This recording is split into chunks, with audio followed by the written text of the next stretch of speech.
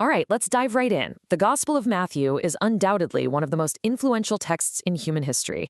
But today, in this explainer, we aren't just reading it as some dusty list of ancient rules. We're going to unpack the source text as a gripping three-act chronological narrative. We're going to trace the life, the teachings, and the ultimate fate of its central figure, Jesus, to really understand how this text is structured and, frankly, why it has totally captivated audiences for millennia.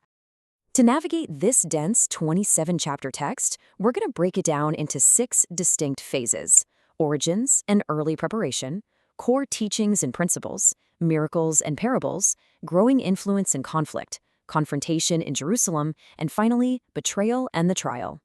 Starting right off with Phase 1, origins and early preparation. So, to really grasp the climax of this narrative, we first have to look at the protagonist's foundation. It's almost like a giant puzzle.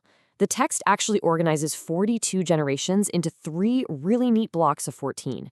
And this isn't just a simple family tree. It's a highly calculated literary device used by the author to argue that the birth of this specific child is the precise fulfillment of ancient prophecy, tying him directly back to King David and Abraham.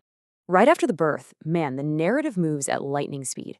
From year 0 all the way to year 30. We see this recurring pattern of intense danger and divine intervention.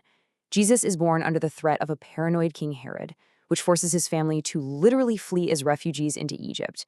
After returning and settling down in Nazareth, the text just fast-forwards to his adulthood, leading straight to his baptism by John the Baptist, and then an incredibly grueling 40-day trial of temptation in the desert. All of this sets the perfect stage for his public debut. Moving on to Phase 2, core teachings and principles. So, having survived at the desert, Jesus officially kicks off his public ministry. The text introduces his ideology through these major teaching blocks, which are just full of culturally ubiquitous metaphors, like being the salt of the earth and the light of the world. Honestly, even if you've never picked up this text in your life, you've probably heard these idioms. He uses these metaphors to tell his audience that they're meant to be a preserving, illuminating force in a really dark world. And we are talking about a massive, dramatic paradigm shift here. Think about it. The traditional justice system of proportional retaliation, the classic eye for an eye, is actively contrasted with a radical new framework that actually demands mercy and non-retaliation. It's a huge ideological pivot. It completely redefines righteousness, taking it from just outward action and turning it into inward purity. Which brings us to Phase 3, miracles and parables. But listen, he didn't just teach through speeches. The source material recounts a totally rapid-fire sequence of spectacular miracles. And think about the sheer breadth of these acts. He isn't just curing minor ailments. He's showing absolute command over disease, nature, the spiritual realm, and even death itself. I mean, when a furious storm threatens his disciples on a lake, a single command from him calms the water. Naturally, these spectacular events start drawing massive, desperate crowds from all over the region. So how do you manage these massive crowds and the rising number of critics? Well, Jesus heavily employed parables, which are just simple stories used to illustrate deeper moral lessons.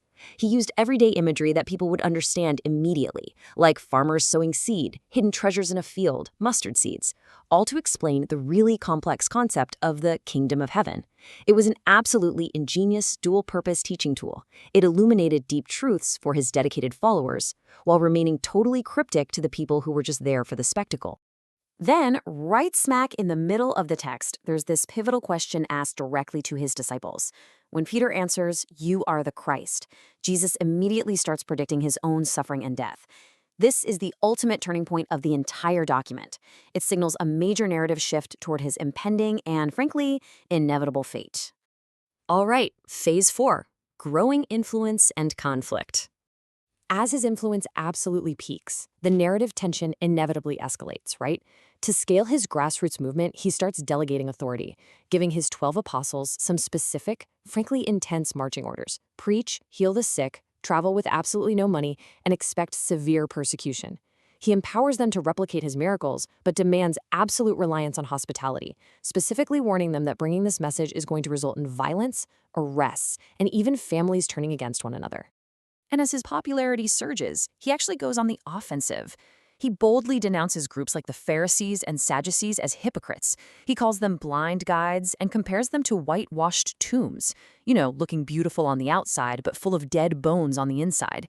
He boldly claims that their rigid, performative adherence to ancient traditions completely misses the actual heart of God's law.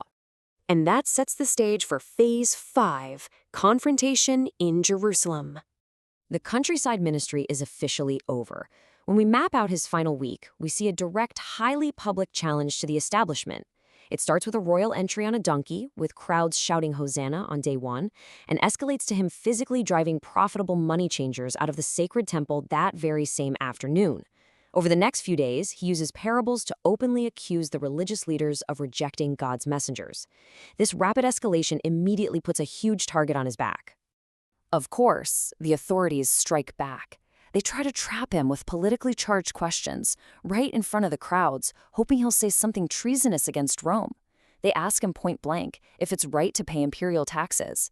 And his brilliant evasion, give to Caesar what is Caesar's, and to God what is God's, completely neutralizes their trap. He masterfully distinguishes between earthly civic duties and divine devotion. It just embarrasses the leaders even further, which ultimately seals their secret plot to have him killed. Which leads us to our final act, Phase 6, Betrayal and the Trial. The public debates are completely over now, and the narrative really closes in on the dark reality of intimate betrayal. 30 silver coins. That was the exact financial price tag agreed upon for his betrayal. And the worst part? It was orchestrated by one of his own inner circle, Judas Iscariot, in secret cooperation with the chief priests, who were desperate to arrest Jesus away from the protective crowds. From here, we witness just a dizzying, tragic fall. I mean, it starts with the intimacy of the Last Supper in the evening where Jesus predicts his betrayal, moves to an anguished midnight prayer while his closest friends actually fall asleep on him, and escalates late at night when Judas arrives with an armed mob, identifying his friend with a kiss. By early morning, the beloved teacher has been reduced to an abandoned, silent prisoner enduring false testimony and physical abuse by the high priest's council. All while Peter, his lead disciple, denies even knowing him 3 separate times. Then, the source text drops an absolute bombshell realization from Judas. Crushed by remorse after seeing Jesus condemned to death, he returns the blood money to the temple priests, confessing, "I have sinned, for I have betrayed innocent blood." It's a remarkably bleak narrative cliffhanger right before the religious leaders bind Jesus and hand him over to the Roman governor, Pilate, for execution. Which leaves us with an incredible paradox. At the end of chapter 27's opening verses, the movement looks entirely 100% defeated. With the protagonist condemned by his own people, betrayed by his best friends, and handed over to Rome, how on earth did these teachings survive to literally change the world? Leaving you with that provocative thought, I really hope this explainer helps you grasp the profound structure, the radical teachings, and the intense, dramatic tension of this foundational text. Until next time, keep exploring and keep learning.